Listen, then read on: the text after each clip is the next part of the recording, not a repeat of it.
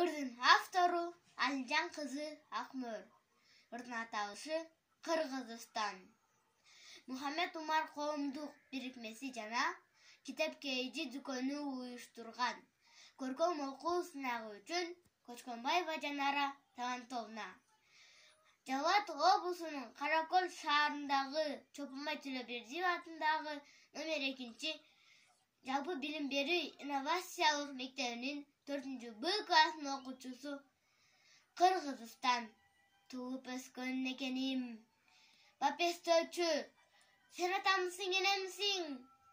Эч бир жерге теңеп болгус жер бар.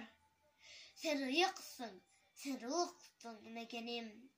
Кыргызымдын эң бир кооз бербети, суктандырып көз ялтат келбети. Бабам Манас урпактарга өткөргөн. Кыргыз деген кызыл түстүү желеги. Мен сенин кучагыңда төрөлгөнмүн. Көркүңө, менимиңе оронгонмун. Тизе бүгөм ыйык мекен өзүңө. Кабыл алгын таажим этет оонум. Ажаруу көрктүү менин мекеним.